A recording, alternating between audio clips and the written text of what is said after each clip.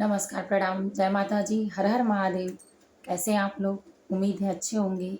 स्वागत है हमारे चैनल ज्ञान की बात विद अर्चना चिंतामणि। एक बार फिर से मैं उपस्थित हूँ एक नए ज्ञान के साथ। इसी ज्ञान के साथ कि साढ़े साती किसको कहते हैं, साढ़े साती क्या होती है, शनि दोष क्या होता है, शनि का प्रकोप क्या होता है, शनि क्रोधित क्यों होते हैं, अगर ऐसा होता है तो क्या क्या होता है। तो चलिए जानते हैं इन्हीं सारी चीज़ों के बारे में। आपसे रिक्वेस्ट है कि वीडियो स्किप करके बिल्कुल ना देखें। इसलिए नहीं देखें कि लगभग ये कोई ऐसा नहीं है कि जिसके जीवन में ये चीज़ें नहीं आती हैं। अगर आपके साथ हो चुका है तो आपको अच्छे से मालूम होगा, इतने अच्छे से कि आप जीवन प्रयत्न जब तक जीवित रहेंगे नहीं भूलेंगे। लेकिन अगर नहीं हुआ है तो उसके पहले सावधान हो जाइए, क्योंकि ये सबके साथ होता है। कोई ऐसा पृथ्वी पे नहीं है कि जो जन्म लेने के बाद आया और उसके साथ एक बार साढ़े साती न लगे। बहुत कम लोग ऐसे होंगे, जैसे बहुत कम लोग ऐसे कि जो धार्मिक अवस्था के होंगे या धर्म से जुड़े होंगे या जो घर का बाहरी रूप होता है उससे निष्कासित होंगे, जैसे पंडित महात्मा। तो ऐसे लोगों को ही बस साढ़े साती का प्रकोप नहीं देखना पड़ता है। लेकिन ऐसा कोई नहीं बचा है कि जिसके साथ ऐसा ना हो। इसीलिए शुरू से शास्त्रों में सलाह दिया गया, इस बात का एडवाइस दिया गया है कि आप इस तरह से करते हैं तो ऐसे होता है। तो इन्हीं सारी चीज़ों के बारे में जानते हैं। सबसे पहले जानते हैं कि साढ़े साती का नुकसान क्या होता है होने पर। फिर साढ़े साती चढ़ती है तो आपको किस तरह से परेशान करती है, क्या-क्या संकेत होते हैं। और जब जाने का संकेत होता है, जब आपको लाभ मिल रहा होता है तो क्या होता है, और जब आपको परेशान करना होता है तो क्या होता है, अब इसके उपाय क्या हैं। इन सारी चीज़ों को जानेंगे। सबसे पहले तो एक बार फिर आप लोगों का स्वागत है और इसमें कृपया करके कि वीडियो को लाइक ज़रूर कर लें, चैनल को सब्सक्राइब कर लें, शेयर करना बिल्कुल ना भूलें। चलिए जानते हैं कि साढ़े साती जो शनि का ग्रह होता है, वही साढ़े साती उसी को कहा जाता है। शनि ग्रह कुंडली से शुरू होता है। आपकी शुरुआत से ही सारी बातों को जानेंगे। आप अनेक वीडियो देखते हैं जिसमें सिर्फ़ एक स्टेप आपको दिया रहता है कि साढ़े साती क्या होती है। एक चीज़ के बारे में बताकर फिर छोड़ जाए, फिर आप दूसरे वीडियो को सर्च करेंगे, ढूँढेंगे, किसी पंडित से पूछेंगे, दान-दक्षिणा करेंगे। उससे तो ज़्यादा अच्छा है कि आप सिर्फ़ एक वीडियो ये अगर पूरा देख लेंगे, तो आपको जो पता चल जाएगा, उसमें आप इतने सचेत हो जाएँगे कि अपने जीवन में कभी इन गलतियों को नहीं दोहराएँगे। और इन्हीं गलतियों के दोहराने के कारण जो परेशानियाँ होती हैं, ज़्यादातर होती हैं। क्योंकि कर्मों का फल किसी को नहीं छोड़ा है, तो फिर सबको, भगवान को भी नहीं छोड़ा था, तो सबको, क्योंकि भगवान को, चलिए इस बात को भी जान लेते हैं कि भगवान को कैसे नहीं छोड़ा था। जब भगवान राम वन में गए और दशरथ जी की मृत्यु हुई तो क्यों ऐसा हुआ? क्योंकि साढ़े साती का ग्रह राजा दशरथ पर चल रहा था। तभी श्रवण को उन्होंने मारा और श्रवण के माता-पिता को मारा, सॉरी, श्रवण के माता-पिता को मारा। तब जाके ये ग्रह उन्हीं कर्मों के कारण राम को बन जाना पड़ा, क्योंकि जिस तरह से पुत्र के वियोग में उनके माता-पिता तड़प रहे थे, उसी तरह वो ये समझें कि श्रवण को लग गया, तो उसी तरह श्रवण भी तड़प रहे थे। तो दोनों लोगों का जो आह था, वो आह राजा दशरथ को लगा और राजा दशरथ को लगने के कारण उनके पुत्र को भुगतना पड़ा, क्योंकि पिता का हर कर्म या तो बड़ी बेटी या बड़ा बेटा भुगतता है। अगर माँ का जो कर्म है, बुरा कर्म होता है, उसका कर्म बड़ी बेटी होती है परिवार में, उनसे तो बड़ी बेटी पे जाता है। इसीलिए आप देखते होंगे कि जिसके माता-पिता अच्छे नहीं होते हैं, उनके बाल-बच्चे भी अच्छे नहीं होते हैं। लेकिन जिसके माता-पिता अच्छे होते हैं, उनके बाल-बच्चों का भी संस्कार या सद्बुद्धि अच्छी होती है। क्यों कहते हैं लोग कि जल में जल होता है और धन में धन होता है और दुर्बुद्धि में हमेशा दुर्बुद्धि आती है। यही एक कारण है कि जिससे जो आप देंगे, प्रकृति का नियम है कि जो देंगे वही लौट कर ज़्यादा आएगा। तो जो आप देते हैं उसी का कर्म कर्म का फल जो होता है वो ज़्यादा आता है। तो चलिए जानते हैं, साढ़े साती उनके पे चढ़ा था, लक्ष्मण पे चढ़ा था, रावण से बैर करने के मारे, हनुमान जी पे चढ़ा था। इस तरह से करके लगभग कोई ऐसा देवी देवता नहीं बचा है कि नहीं चढ़ा था। माता पार्वती पे भी चढ़ा था, जिससे दक्ष के वहाँ गईं और दक्ष जी पे भी चढ़ा था, क्योंकि उनका उसमें समाहित होने के बाद अग्नि में भगवान भोलेनाथ को भी उनका वध करना था। इस तरह से प्रकृति का नियम है कि हर कर्म का दंड मिलता है और दंड ही साढ़े साती कहलाता है। तो चलिए जानते हैं कि कुंडली में सबसे बड़ा आपका ग्रह मंगल होता है, गुरु होता है, बृहस्पति होता है।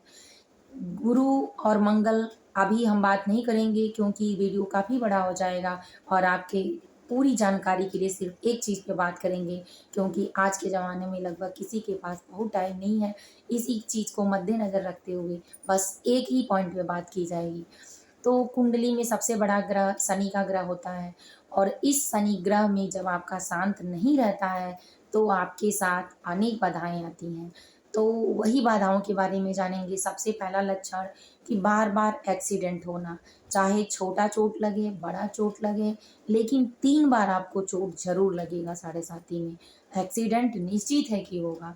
उसके बाद आपको अकारण स्लीपर का टूट जाना, अकारण कपड़े जो पहने हैं कहीं न कहीं फँस के फट जाना, किसी से लड़ाई झगड़े में फट जाना, आपके स्लीपर यानी जो चप्पल आप पैर में पहनते हैं उसका टूटना, अचानक आपको चोट लगना, हमेशा किसी न किसी से लड़ाई झगड़े होना, आप अच्छा कहते हैं दूसरों को बुरा लग जाता है और उस चक्कर में लड़ाई झगड़े होना, क्लेश होना, परिवार में आपसी सहमति नहीं होना, कमाई का चाहे जितना ज़रिया हो और आता हो लेकिन हमेशा घटे रहना, लड़ाई झगड़ा क्लेश परिवार में उधम हमेशा मचे रहना, एक साथ एकता नहीं होना, एक साथ पूजा पाठ में शामिल नहीं होना, क्योंकि ये सब आप नहीं करते हैं और परिवार का कोई सदस्य नहीं करता है।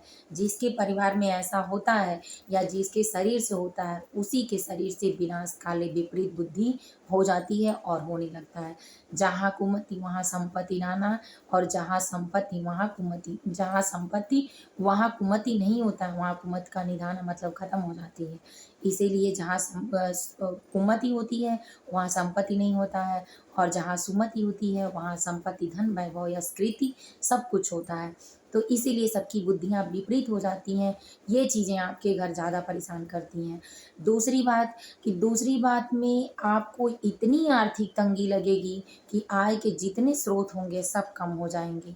एक बार अचानक से आपको इतना लाभ होने लगेगा कि आप ये सोचेंगे कि हम तो बुरा भी कर रहे हैं तो हमारे साथ अच्छा हो रहा है, तो हम सच में अच्छा कर रहे हैं। आपको विश्वास होता है, लेकिन विश्वास नहीं है ये है कि आपके पुण्य कर्म जितने बचे हैं उसको जल्दी जल्दी भगवान देते हैं, क्योंकि आपका जो शनि ग्रह होता है, जो शनि के देवता होते हैं शनि देव, उनका जो न्याय प्रिय है, और शनि का मतलब होता है कि जो आप कर्म करते हैं उसी का फल न्याय प्रिय शनिदेव देते हैं। जिस तरह से शनिदेव रुष्ट हो गए थे अपने पिता से भी, उन्होंने अपने कर्म का फल नहीं छोड़ा, उनकी माता के साथ गलत हुआ छाया के साथ, और पिता से पुत्र पैदा होते हुए भी पिता को स्वीकार नहीं थे शनिदेव। इसके कारण शनिदेव गर्भ से ही सारे कष्टों को झेलते गए। बड़े होने के बाद जब उनको पुत्र पद की प्राप्ति नहीं हुई तो उसके बाद क्रोधित हो गए, और तभी से उनको लोहे की वस्तुएं प्रिय हो गईं। सारे सिंहासन के साथ सभी देवी देवता बैठे थे और उनको सारे सिंहासन पे हीरा रतन जड़ित सारे सिंहासन थे, उस पर नहीं बैठने दिया गया। उनको कुरीत समझकर, कुबालक समझकर या अपने पिता का पुत्र नहीं समझकर उनको बैठने के लिए लोहे का सिंहासन दिया गया। फिर शनिदेव क्रोधित होकर श्राप दिए सबको कि मेरे सम्मान में इतनी कमी हो रही है तो मैं जिसके पर चढ़ जाऊंगा उसका सारा सम्मान यश वैभव धन संपत्ति सब कुछ नष्ट हो जाएगा, यहाँ तक कि बुद्धि भी दुर्बल हो जाएगी। इसीलिए शनि का प्रकोप जब चढ़ता है तो आर्थिक तंगी का सामना ज़्यादा होता है। परिवार में चाहे जितनी संपत्ति हो लेकिन भूख लगने पर ज़रूरत की चीज़ें नहीं मिलती हैं। सामूहिक रूप से सबके सब परिवार परेशान होते हैं। घर में शादी विवाह जल्दी नहीं होता, शुभ कर्म नहीं होता, आप जहाँ भी जाते हैं आपके समाज में मान सम्मान नहीं होता, लोग आपसे दूरियां बनाने लगते हैं। तो जिसके ऊपर शनि का प्रकोप होता है उसके साथ ऐसा होता है। अगर एक परिवार में पिता है और पिता के साथ है, माता के साथ है, तो उसके बच्चे भी परेशान होते हैं। कर्म का फल सबको भुगतना होता है। इसीलिए जब शनि का प्रकोप कभी कभी किसी पे 3.5 साल का होता है, कभी कभी किसी पे 7.5 साल का होता है। जिस हिसाब से उसका कर्म होगा, पुनर्जन्म से लेके जैसे पुण्य आपको मिलता है उसी तरह पाप का भी फल मिलता है, कर्म का भी फल मिलता है। तो कर्म में पाप और पुण्य दोनों होते हैं। तो इसीलिए जब कर्मों का फल चढ़ता है मिलना, और न्याय के दाता शनि देव जो हैं न्याय प्रिय हैं, तो जब वो न्याय करते हैं एक उम्र के बाद, तब आपको कर्म का फल मिलता है। अब जानिए कि कब कब मिलता है। कम जब आप किसी चीज़ को लेके ज़्यादा उत्साहित होंगे और उसको सफलता के मार्ग में ले जाएंगे, लास्ट आते आते वहीं बाधा उत्पन्न हो जाएगी, आप ना इधर के होंगे ना उधर के होंगे, तब समझिए 7.5 है। जब आप परेशान हैं किसी चीज़ को लेकर, उत्साहित हैं और वो चीज़ें बार बार रुक रही हैं, उसमें बाधाएं आ रही हैं, तब 7.5 है। उसके बाद आप किसी भी कार्य की क्षमता को कर रहे हैं, बढ़ोतरी कर रहे हैं, बढ़ा रहे हैं, किसी को कुछ दे रहे हैं तो वो रख ले रहा है, आपको दे ही नहीं रहा है, तो इस तरह से 7.5 है। क्योंकि जब आपके साथ कर्म का हिसाब चढ़ेगा तो जो जो जैसे जैसे लिया दिया रहेगा, सब कुछ बँटना शुरू हो जाएगा, आप परेशान हो जाएंगे। इतने परेशान हो जाएंगे कि आपको अपने लोग ही समझना नहीं चाहेंगे, आपके अपने ही अपने पास रखना नहीं चाहेंगे, आपके अपनों से ही इतनी दूरी बनेगी कि आपके विचारों को कोई समझेगा नहीं। आप सही होते हुए भी हर जगह गलत साबित होंगे। तब जानिए कि आपके ऊपर 7.5 का प्रकोप है। और जब 7.5 चढ़ती है, 7.5 शनि का दोष होता है, कुंडली में शनि का ग्रह होता है। शनि अपने जो हम कर्म करते हैं उसी का फल देते हैं। तो ये जानिए कि आपके कर्मों का हिसाब हो रहा है। तो यही 7.5 होता है। अब आपको करना क्या है उपाय में, कि एक बार भूल चूक में पुनर्जन्म में या इस जन्म में, आज से वीडियो देखने के पहले समझ लीजिए कि जो आपसे गलती हुई है उसका क्षमा याचना करें। हर शनिवार के दिन भगवान शनि देव के मंदिर में जाएं, वहाँ घर से ही आप लेके जाएं, क्योंकि शनिवार को लोहा, तिल, उड़द, काले कपड़े इत्यादि पूजा पाठ की चीज़ें नहीं खरीदी जाती हैं। दोष है, पूजन का भी सामान नहीं खरीदा जाता है, लेकिन कुछ लोग मानते ही नहीं इस बात को, करते जाते हैं, जब परेशान होते हैं तो सोचते हैं मैं किया क्या, मुझे किस कर्म का फल मिला, मैं तो मंदिर में जा रहा था, मैं तो भगवान की पूजा। अरे भगवान थोड़े कहने आ रहे हैं कि तुम मंदिर में ये जाओ वो जाओ, ये पूजा करो करो। नहीं, तुम अपने कर्मों को सिर्फ सही तरीके से करो, मानसिक तरीके से करो, आध्यात्मिक तरीके से करो, साकार करो, निराकार करो, लेकिन मन को सच्चा, पवित्र, निर्मल, अभी विचारी नहीं रखो, विचारवान बनो, और इन सारी चीज़ों के साथ करो। भगवान सिर्फ हाथ जोड़ के भी अगर कोई मंदिर में शनिवार के दिन पहुंचकर शनिवार के सामने माथा टेक देता है तो भी उतना ही फल मिलता है, क्योंकि भगवान हर मजबूरी को समझते हैं। तो इसीलिए पहले शनिवार के पहले ले आएं इस चीज़ को, हो सके तो बृहस्पतिवार को ले आएं। लोहा मतलब कील वगैरह, कपड़े, काला उर्द, काला तिल, गुड़, सरसों का तेल, ये सारी चीज़ें कर कर फूल माला के साथ आप शनिदेव के मंदिर में जाकर चढ़ाएं, अपनी गलती की माफ़ी मांगें, तब तक जाएं जब तक आपका शनि दोष दूर नहीं हो जाता है। और ये सारी चीज़ें हैं तो आप कुंडली दिखाकर ब्राह्मण से पूछने जाएंगे तो परेशान ही होंगे, क्योंकि ब्राह्मण भी आपको अचूक उपाय, जो निर्मल साधारण उपाय है, वो नहीं बताएंगे और परेशान करेंगे। इसलिए परेशान करेंगे कि अनेक पूजा पाठ कराने से अच्छा है कि आप डायरेक्ट भगवान के सकारात्मक स्वरूप को देखें और अपने मन में बसाएं। जब मंदिर जाएंगे सकारात्मक शक्तियाँ आपके साथ ज़्यादा आएंगी, आपके घर, आपके साथ, तो जो लड़ाई झगड़े क्लेश होते हैं वो दूर हो जाएंगे। आपकी आपसी सहमति बनेगी। आपको अंधकार में भी, कोई अज्ञान में भी अगर गलत रास्ता चुन लिए हैं तो आपको सही मार्ग मिलेगा, भगवान की कृपा होगी। इसलिए मंदिर जाया जाता है, मंदिर में सकारात्मक शक्तियाँ ज़्यादा होती हैं। तो इस तरह से आप मंदिर जाकर उपाय करें। शनिवार को सरसों का तेल लेकर किसी बड़े बाउल में या बर्तन में, बाउल कटोरे कटोरी में लेके उसको अपना मुंह देखकर, दर्शन कर कर किसी पवित्र ब्राह्मण को दान दें, ज़रूरतमंद को दें, गरीब लोगों को कपड़े दान दें, भोजन का अन्न दान दें। इससे आपके पुण्य की प्राप्ति होगी, और जब पुण्य बढ़ेगा तो पाप घटता जाता है, क्योंकि घटता जाता है। जैसे आप किसी को 1 रुपए दे रहे हैं और फिर 1 रुपए उससे ले लिए तो बराबर हो गया।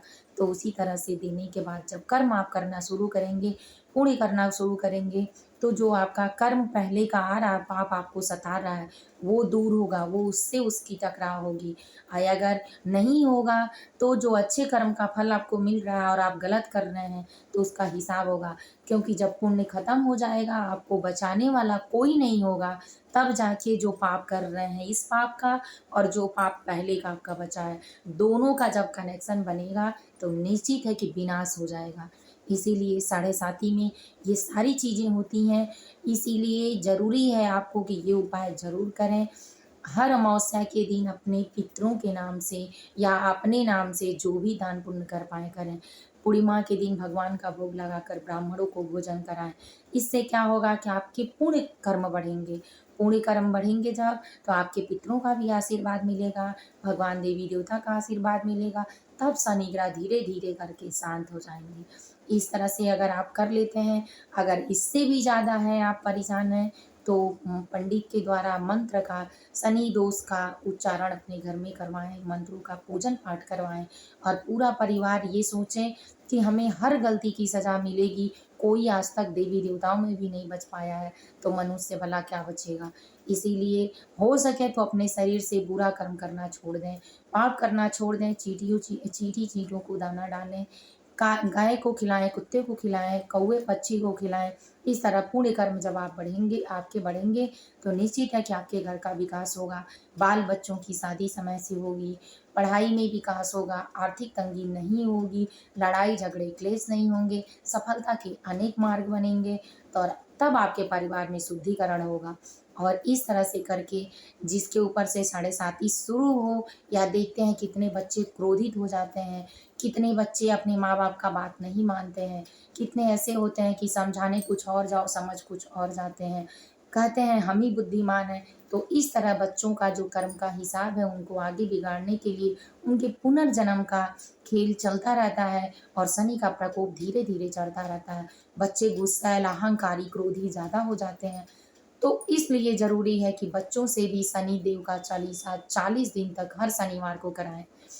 हनुमान जी का पूजा कराएँ, बजरंग बाण का, हनुमान चालीसा का पाठ कराएँ और शनिवार के दिन अपने घर झंडा लगाएँ हनुमान जी का, पंचमुखी अपने दरवाजे पर तस्वीर लगाएँ हनुमान जी का।